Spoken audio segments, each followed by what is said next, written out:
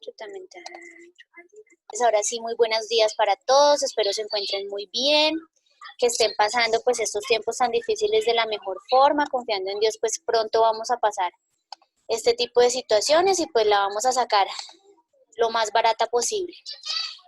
La plataforma se les activó a las 10:15, donde el tema de hoy se llama cinética. Entonces vamos a ver qué es la cinética, para qué se utiliza y cuáles digamos que son sus funciones. Entonces ustedes ya tienen un trabajito en la plataforma de Classroom. El primer punto es que deben realizar, permítanme un segundo, revisamos, deben realizar la investigación y con ella van a hacer un mapa conceptual donde se mencione todo lo relacionado acerca de la cinética. El segundo punto es dibujar 3 ejemplos que hagan referencia a la cinética en la química, pilas en la química, y el tercero es tomar apuntes de la clase. ¿Listo? Entonces, vamos a empezar con el tema para que ustedes puedan ir tomando los apuntes de la clase, ¿vale? Cualquier cosita, pues me van avisando y vamos haciendo las aclaraciones que sean necesarias. ¿Listo? Entonces, permítanme un segundito, por favor. Listo. Entonces, empecemos. Bueno, resulta que la cinética es una ciencia que se encarga del estudio en la química de la velocidad de las reacciones. Resulta que la cinética, al igual que las otras ciencias de las ciencias naturales, se encuentra estudiada desde la física y desde la química. Pero aquí lo que nos interesa es la química. Entonces, en este orden de ideas, la cinética es la que se encarga del estudio de la velocidad de una reacción. Entonces, si alguien me recuerda, por favor, ¿cuál es la ciencia que se encarga del estudio de los cálculos químicos? ¿Quién se acuerda? La estequiometría. La estequiometría, muy bien. Entonces, cuando nosotros hablamos de cinética, también vamos a tener que hablar de estequiometría, pero aquí no para cálculos, sino simplemente para nombrar estequiometría.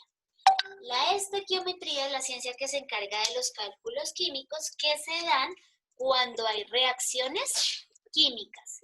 Y como esas reacciones químicas son tan complejas y todo el tiempo estamos en procesos de reacciones, sean biológicos, sean físicos, sean en cambios, sean en transformaciones, todo el tiempo hacemos reacciones químicas.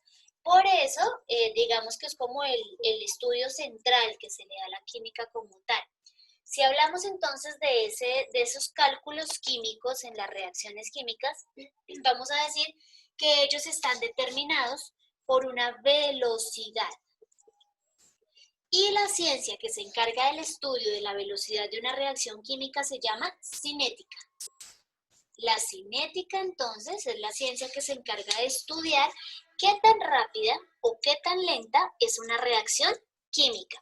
Pero para que la cinética pueda entrar a actuar, ella debe obligatoriamente tener estas 3 características. La primera característica es tener un tiempo. Entonces vamos a hablar del tiempo.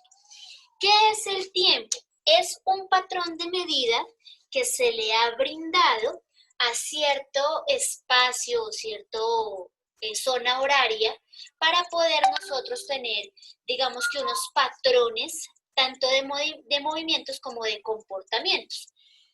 Resulta que acerca del tiempo se habla muchísimo, porque muchos científicos, o bueno, en un principio, necesitaban manipular la mente humana de alguna manera. Entonces la manipularon por medio del tiempo.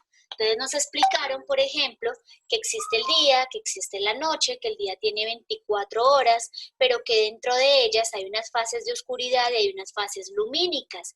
Para poder determinar esa cantidad o poder darle un número, un valor a ese tiempo, pues inventaron las horas y a su vez los minutos, los segundos, los días, los años, los meses, los siglos, las décadas y todo lo que tenga que ver con relación a ello. Pero hay otros científicos, como es el caso, por ejemplo, de Albert Einstein, quien decía que el tiempo es simplemente una manipulación de la humanidad. Él argumentaba que el tiempo no existe, que el tiempo es simplemente la forma en la que los seres humanos comprendemos el proceso de la vida. Entonces alguien le dijo a Einstein, bueno, si el tiempo no existe, ¿por qué envejecemos? Entonces la respuesta de Einstein fue porque nosotros respiramos oxígeno y al respirar oxígeno nos oxidamos y con eso pues nos vamos volviendo viejos, pero en sí el tiempo no existe. Él intentó explicarlo desde el tema de la física cuántica, pero resulta que los procesos investigativos de la física cuántica aún eran muy cortos.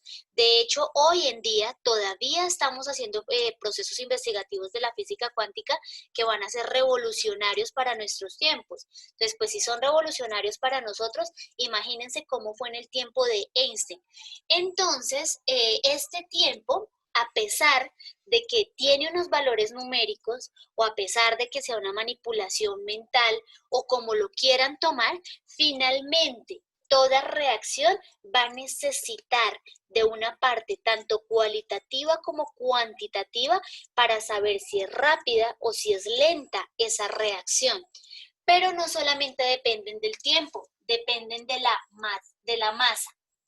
Y la masa ya sabemos que es la cantidad de materia que poseen los cuerpos en su interior. Entonces, a mayor masa, más tiempo va a tardar en hacer la reacción. A menor masa, más rápido se va a dar esa reacción. Entonces, si nosotros hablamos de la masa, de esa cantidad de materia que se va a ver involucrada en una reacción química, entonces, por ejemplo, no es lo mismo hablar de los gramos a tener que hablar, por ejemplo, de toneladas. Yo no voy a decir, por ejemplo, que voy a tener 1 gramo de cloruro de sal a decir que voy a tener 5 toneladas de cloruro de sal, de cloruro de sodio, de la vaina, no de sal, de sodio. Entonces ahí tenemos dos variables importantes. La primera es el tiempo y la segunda es la masa. A mayor masa, más tiempo tarda la reacción en poder generar su producto. Y por último, tenemos el volumen. El volumen es la última característica, porque resulta que el volumen interfiere siempre y cuando son directamente proporcionales con la masa. Entonces, a mayor volumen, más rápido se puede realizar la reacción. A menor volumen, va a tardar más tiempo. Contrario a la masa, por eso que digo que es directamente proporcional. En la masa, a mayor masa, más tiempo. A menor masa, menos tiempo. Entonces ellas son directamente proporcionales. Pero las dos son una propiedad de ¿qué? ¿Qué tema en la química tiene estas dos propiedades? Abran micrófonos, por favor. ¿Qué tema en la química tiene masa y tiene volumen?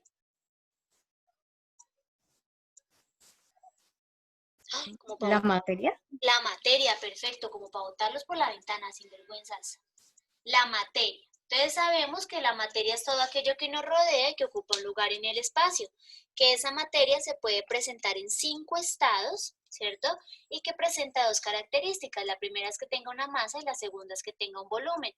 Pero si hablamos de esa materia desde la velocidad de reacción, desde la cinética, vamos a tener que incluir una tercera característica y es el tiempo. El tiempo que tarda ese reactivo en convertirse en un producto. Nosotros hablamos del tiempo en cualquier parte del planeta. Si digamos que tenemos diferentes patrones de medida para poder determinar ese tiempo, pero finalmente lo determinamos de una forma cuantitativa. Entonces, para eso se han dado valores cualitativos como los grados Fahrenheit, los grados Kelvin y los grados Celsius o centígrados, y hay una forma cuantitativa de llevar a cabo ese tiempo, que es, como les decía, en horas, minutos, segundos, décadas, siglos, años y de ahí en adelante. Entonces, este tiempo no puede trabajar sin masa, la masa no puede trabajar sin volumen, el volumen no trabaja sin masa y sin tiempo. Los tres trabajan mancomunadamente para que las reacciones químicas se den en nuestro planeta y en nuestro entorno. Ahí hago la aclaración, no solamente en nuestro planeta, sino pues en el universo en general. En este orden de ideas, siempre que haya una reacción química, vamos a determinar estos 3 factores. se ha generado una representación gráfica desde las matemáticas que intentan explicarlo por medio del plano cartesiano. Entonces ellos lo que dicen es que siempre va a haber un tiempo, siempre vamos a tener un factor masa y un factor volumen. Entonces lo que ellos manifiestan es que esto siempre generalmente va a ser de tipo lineal, siempre va a ser creciente.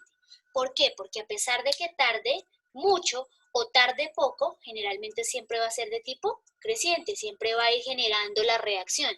Obviamente, entre más tarde, pues más pegadito va a estar a las propiedades de la masa y el volumen, pues porque son las que afectan. Y entre más rápido sea, pues más se va a generar hacia el tiempo, porque finalmente es el patrón de medida que nos está permitiendo reconocer la velocidad de esa reacción. Para ello, entonces, también se han instaurado unos términos que en la cinética se trabajan como reactivos, que si alguien me recuerda qué es un reactivo, ¿qué es un reactivo? No todos al tiempo, que de pronto colapsa el sistema. ¿Qué es un reactivo? Imposible que no sepan porque ya vimos reacciones y ya ustedes conocen la parte de la reacción. ¿Qué es un reactivo? Es una sustancia que hace una reacción química. Perfecto. Es los componentes que forman una reacción química. Esos reactivos, hay unos que son activos, es decir, que hacen la reacción, digamos que inmediatamente, y hay otros que se llaman catalizadores. Y un catalizador es aquel reactivo que logra parar la reacción como tal. Entonces, por ejemplo, hablamos de un reactivo activo como el del caso de el Alka-Seltzer y el agua. De inmediato, como el Alka-Seltzer coge el agua o siente el agua, él empieza a hacer sus procesos de oxigenación. En cambio, un catalizador es aquel que para la reacción, que no permite que esa reacción avance. Como cuando tenemos la estufa prendida, la estufa está produciendo calor y le cerramos la llave. En ese caso está funcionando como catalizador. Paramos la reacción, ¿con el fin de qué? O de revisar reactivos o porque ya los productos están hechos. Entonces tenemos dos partes, reactivo y tenemos producto. Siempre que exista la reacción, vamos a depender de uno o más reactivos y siempre vamos a depender de uno o más productos, siempre y cuando se cumpla la ley de la conservación de la materia, que dice que la cantidad de reactivos debe ser igual a la cantidad de productos. ¿Listo? Entonces, pilas ahí. Los reactivos se clasifican en activos y en catalizadores. Activos son aquellos que reaccionan todo el tiempo, aquellos que continúan su proceso de reacción. En cambio, el catalizador es el que para la reacción. Si hay un proceso de combustión, se está quemando un carro, por ejemplo, ¿qué podemos usar de catalizador? ¿Qué podría parar eso? ¿El extintor o el agua? Perfecto. Podríamos usar un extintor, podríamos usar agua, podríamos usar arena, podríamos usar algún tipo de gaseosa negra, llámese Coca-Cola, llámese Pepsi o llámese Ponimalta, porque ese tipo de gaseosas traen en su interior unas características que lo que hacen es que apagan el fuego. Entonces, si no tengo a la mano un extintor, si no tengo a la mano agua, o no puedo apagar con agua, porque hay fuegos que no lo permiten, no permiten apagar con agua, sobre todo cuando son químicos, entonces lo puedo hacer con algún tipo de gaseosa. Gaseosa que sea... Profe, se le escucha feo. Dime. Dime, Se le, Kevin. se le escuchaba feo. Ah, puede ser el internet. Bueno, entonces retomo. Si no tengo a la mano un extintor, o si no tengo a la mano agua, porque de hecho no todos los fuegos se pueden apagar con agua, y menos cuando son químicos, entonces lo puedo apagar con arena, con tierra, o lo puedo apagar con algún tipo de gaseosa que sea de color negro. Se agita bastante y al destapar, la presión que llevan las burbujas de aire, la presión del dióxido de carbono, son las que hacen que se apague el fuego. Entonces lo podríamos llegar a realizar. Siempre que tengamos el reactivo y el producto, entonces desde la cinética tenemos algo que se llama la teoría de las colisiones. Y esa teoría de las colisiones es muy sencilla de explicar y es que los reactivos siempre van a estar chocando unos con otros, siempre se van a enfrentar para poder generar unos productos. Y esos productos son los que me van a permitir desarrollar el proceso en la velocidad de la reacción. Entonces, esa teoría de las colisiones es la energía que necesitan tanto átomos como moléculas para poderse chocar unas con otras y poder producir la reacción. Si yo tengo un Alka-Seltzer solito, no lo he humedecido con nada, ¿él solito reacciona o no le pasaría nada?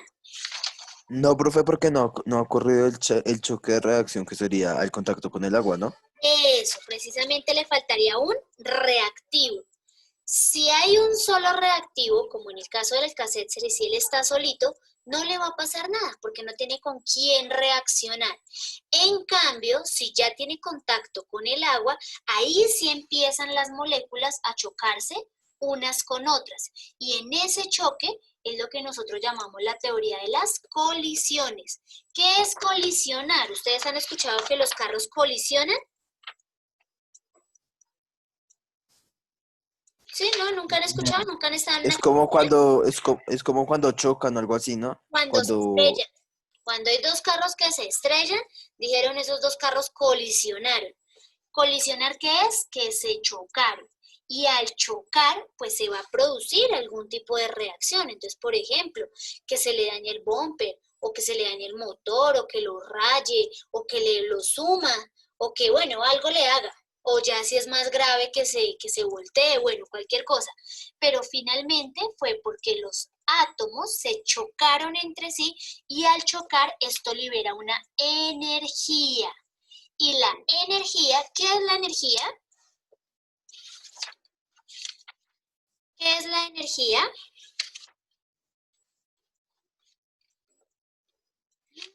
Los berriondos están re graves. La energía es la capacidad que tienen los cuerpos para realizar un trabajo. Eso hace referencia a la energía. Siempre que exista este choque de colisiones, como se va a liberar una energía, pues entonces aquí vamos a llamar a la ciencia de la química que se encarga del estudio de la energía. Y es la, ¿cómo se llama esa ciencia? ¿Termo qué? Termodinámica.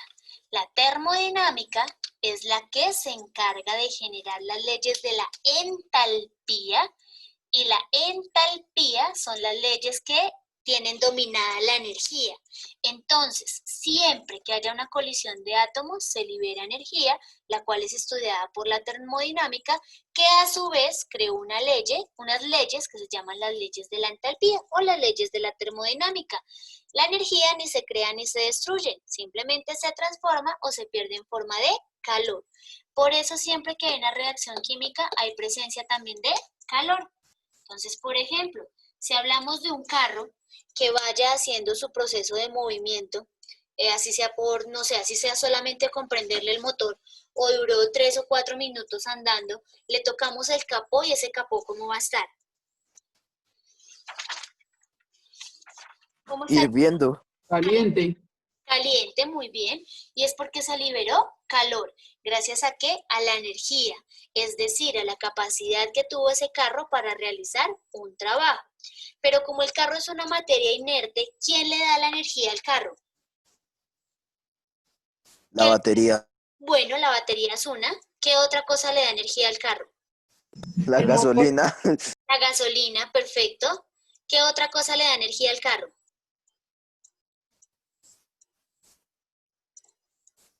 Ese carro La no... electricidad. ¿La qué? La electricidad. La electricidad. Ese carro no prende solamente con gasolina y batería. Usted tiene que abrir el switch para que ese carro pueda funcionar. En esa liberación de energía, la gasolina combustiona, se quema. Y eso es lo que hace que el carro primero pueda andar y segundo, el capó se ponga caliente porque hay un trabajo en el motor. En ese orden de ideas, la energía no funciona sin calor y el calor no funciona sin energía. Los dos tienen que funcionar de la mano. Y como la energía no se crea ni se destruye, solamente se transforma, pues ella lo que va haciendo es que va cumpliendo sus ciclos dentro de las reacciones químicas y va cambiando sus procesos, se va transformando. ¿Transformando desde qué? Desde un tiempo, desde una masa y desde un volumen. Entonces, por ejemplo, a pesar de que el carro esté quieto, ¿ustedes creen que la gasolina se evapora, sí o no?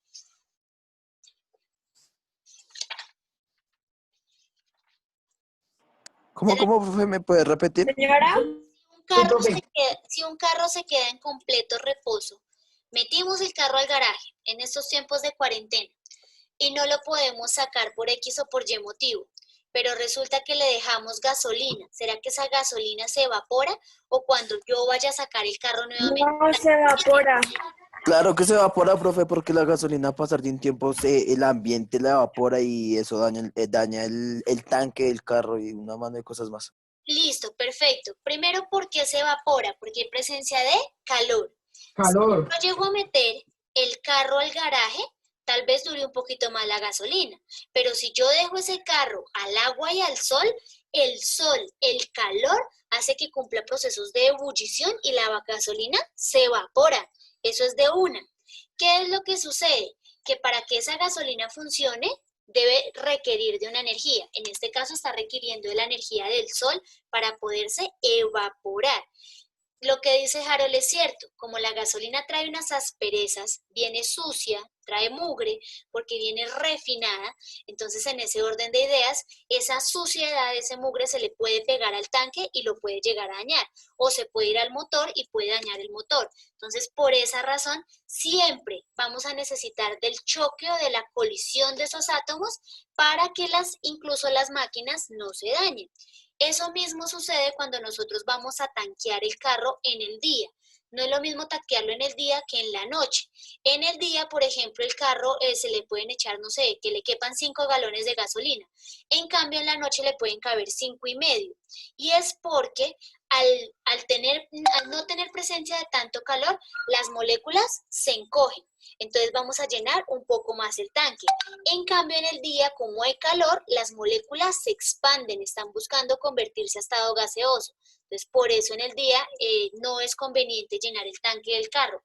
Ahora, tampoco sería conveniente llenarlo en tierra caliente. Por supuesto, la gente que vive allá, pues le toca, porque no tiene otra opción. Pero si nosotros vamos a viajar, pues lo ideal sería llenar el tanque por completo acá en Bogotá para que alcancemos a llevar un poco más de gasolina y nos alcance más durante el transcurso del viaje. Eso tiene que ver primero con la teoría de las colisiones, de cómo las partículas chocan unas con otras, pero también tiene que ver con termodinámica, principalmente con cinética, porque la cinética es la que se encarga de la velocidad de la reacción. ¿Qué tan rápida se está generando esa reacción? ¿O qué tan lenta puede llegar a ser? Hay reacciones que son efímeras y ese término efímero es que es muy rápido. Dicen, esta relación fue efímera porque me duró solamente el descanso. Eso es efímero, es muy rápido. En cambio, hay reacciones que son muy largas, que tardan días, años, pueden tardar incluso siglos. Entonces podemos decir, por ejemplo, si hablamos de siglos, la reacción que está generando el planeta para poder retroalimentarse nuevamente puede tardar siglos. Hace muchos años, incluso miles de millones de años, el planeta mismo no se regenera. Es decir, desde la caída de los meteoritos, por ejemplo, o desde las últimas glaciaciones. Entonces, esas son reacciones que tardan miles de millones de años. Pero hay otras que son un poco más digamos que en menor tiempo. Entonces, por ejemplo, el óvulo y el espermatozoide son una reacción química, son la unión de dos reactivos. El óvulo por sí solo no funciona, el espermatozoide por sí solo no funciona, entonces tienen que unirse, eso es una reacción química, pero el cigoto tarda 72 horas en formarse. No es que usted tenga la reacción y ella pueda decir, uy, ya quedé en embarazo, o que usted tenga la relación y diga, uff, ya la dejé en embarazo. No, tarda 72 horas, porque recuerden que para que haya una reacción debe tener tiempo más ahí, volumen. Entonces, en ese orden de ideas, es algo que va a tardar mucho tiempo. No por nada, con el avance científico se han ido creando, digamos que, las herramientas necesarias para poder entender y comprender esas reacciones que se dan. Entonces, por ejemplo, el parar esa reacción para que no se forme el cigoto, para que no se una el óvulo del espermatozoide, podría ser la pastilla del día después. Esa podría ser una solución para parar la reacción química. En ese orden de ideas, ¿el reactivo es activo o es catalizador? La pastilla del día después, ¿es un reactivo activo o es un catalizador? Catalizador. Un catalizador, muy bien, Kevin, porque lo que hizo fue parar. Ya mató al espermatozoide y no le permitió continuar con su proceso para que llegue al óvulo. Para todas las reacciones químicas se tienen, digamos que esas posibilidades. Puede que usted ya tenga la reacción en proceso, pero siempre habrá un catalizador que le va a permitir parar la reacción. En un incendio, que es lo peor que nos puede llegar a pasar, habrá un incendio muy grande, un incendio catastrófico, pero finalmente siempre vamos a encontrar la forma de pararlo. Así sea la misma naturaleza la que nos ayude, pero finalmente lo hará. En la erupción de un volcán. En la erupción de un volcán también es una reacción que lo que hace es que va a liberar gran cantidad de energía y esa energía se libera por medio de la lava o se libera por medio de piroplásticos, que son piedras que viajan a grandes velocidades, que si nos coge una piedrita de esas por ahí nos puede llegar a matar, porque la velocidad que lleva la piedra puede llegar a atravesar nuestro cuerpo. Entonces, el volcán también hace parte de las reacciones químicas, pero tiene un catalizador. Entonces, por ejemplo, ¿qué puede ser el catalizador del volcán? Que le apliquen algún tipo de químico. Entonces, antes se creía, por ejemplo, que el Monserrate, que es aquí en Bogotá, era un volcán. O eso era lo que se decía, que era un volcán que estaba dormido y lo que hicieron fue que en la cumbre del volcán edificaron la iglesia. Y el cuento era que los científicos bogotanos eran tan duchos y tan duros que lo que hacían era que controlaban el volcán por medio de químicos para que éste no hiciera erupción. En este momento, pues la gente ya no es como tan bobita para creer eso, de que lo controlen por medio de químicos, porque finalmente la fuerza de la naturaleza pues es bastante amplia y nosotros ante un volcán lo único que podemos hacer es evadirlo, más no controlarlo.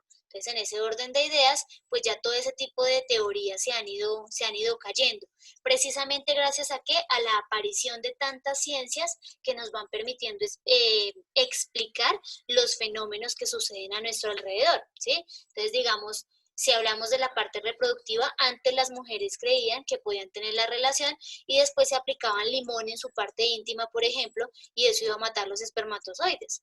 Pues ¿cuántas mujeres no sufrieron esa vaina? Porque eso tuvo que haberse un ardor terrible y ya con el paso del tiempo, alguna de ellas dijo, no, venga, esto es una mentira, la reacción no se da de esa forma, vamos a investigar cómo es que se produce. Y de ahí es donde nacen las diferentes ciencias que van explicando ese tipo de procesos. Entonces, si ustedes se dan cuenta, todo el tiempo tenemos relación con las reacciones químicas. No hay un momento en nuestra vida en el que digamos no hay una reacción. Desde el mismo pensamiento, nuestro pensamiento está generando miles de millones de reacciones químicas en este momento, porque estoy segura que estamos en la clase de química y solo yo, que soy quien está hablando, estoy pensando en el almuerzo, estoy pensando en Tomás, qué estará haciendo, estoy pensando en el computador y también estoy pensando en que ustedes qué estarán haciendo allá detrás de la cámara. Todo ese tipo de situaciones hacen parte de las reacciones y ustedes también las están generando. Alguien me estará poniendo cuidado, pero su subconsciente está por allá pensando en otros problemas que tengan, o están pensando en qué les van a dar de almuerzo, o están pensando en qué forma van a solucionar algún problema. Todo ese tipo de situaciones hacen parte de una reacción química. ¿Qué es lo importante de la clase? Que esa reacción química, la velocidad, y únicamente la velocidad, es explicada por la cinética. Desde el tiempo, la masa y el volumen. Si ya hablamos de la parte cuantitativa de la reacción, vamos a hablar de estequiometría. Y ahí ya nos vamos a meter en el chicharrón de masa, volumen y de toda esa vaina, que es un chicharrón completamente aparte. pero quiero que les quede claro que esa cinética se puede estudiar desde la física, por medio de los fenómenos físicos que se dan, o se puede estudiar desde la química bajo la velocidad que tenga una reacción química, desde un tiempo, desde una masa y desde un volumen. ¿Listo? No sé si hasta ahí tengan preguntas, inquietudes, algo que decir.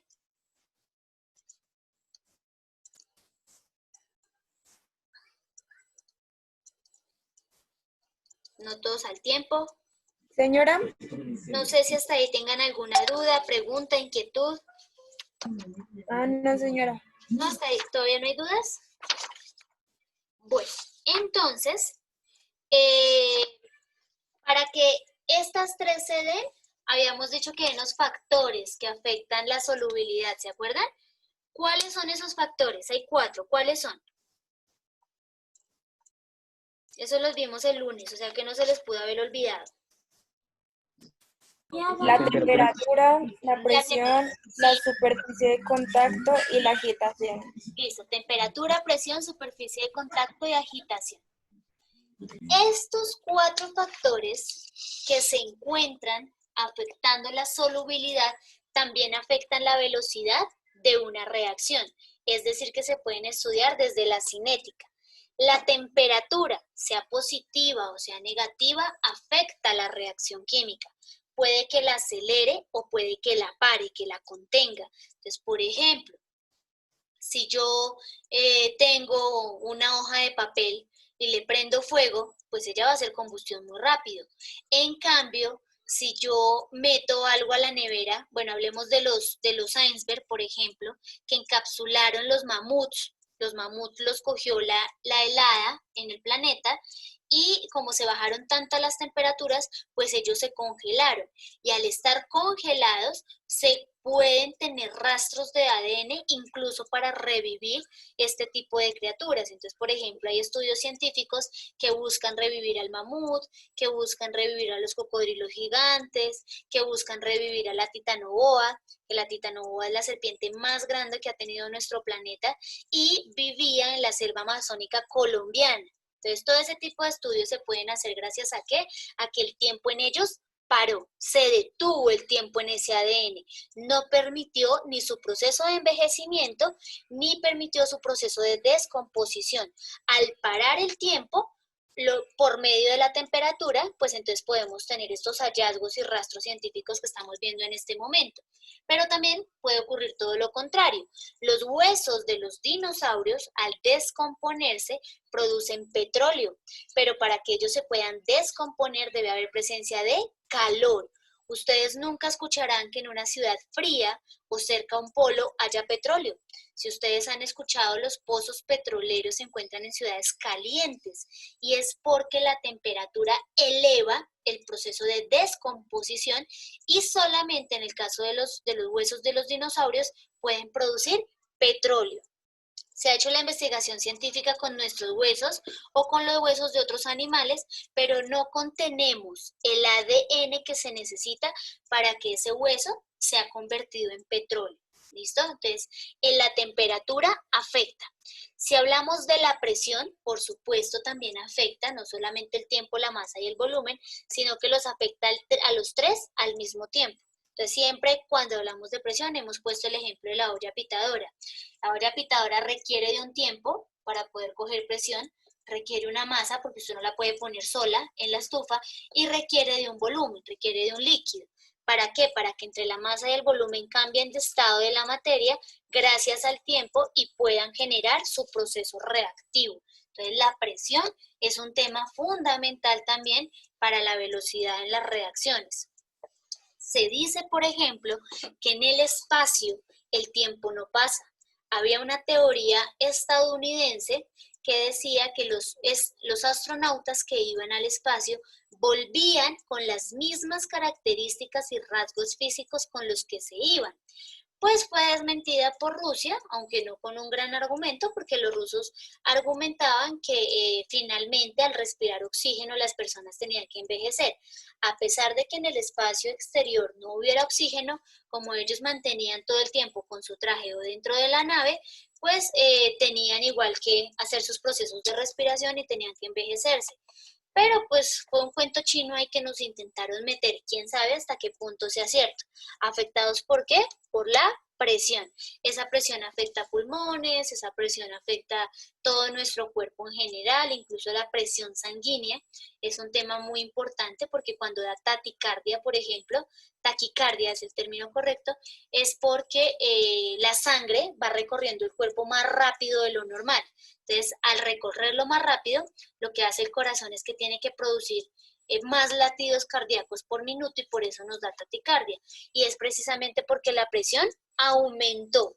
¿Cuándo nos da eso? Cuando vamos en un bus de esos que llevan calefacción, de esos que llevan aire acondicionado y nos bajamos tipo 12 del día en Melgar. Bajamos fríos del bus, incluso con cobijas o con chaquetas, y llegamos allá y el cambio en el ambiente es tan fuerte que nos puede llegar a hinchar, nos puede llegar a generar incluso un derrame cerebral o nos puede dar una taquicardia, que es el aumento en la presión sanguínea. Entonces, esta también afecta la velocidad de la reacción. Si hablamos de la superficie de contacto, pues muchísimo más. Ustedes saben que entre más grande sea el recipiente, más rápida se va a dar esa reacción, más velocidad vamos a tener. Entonces la superficie de contacto es a mayor espacio, mayores reacciones químicas van a haber y más rápido se van a generar.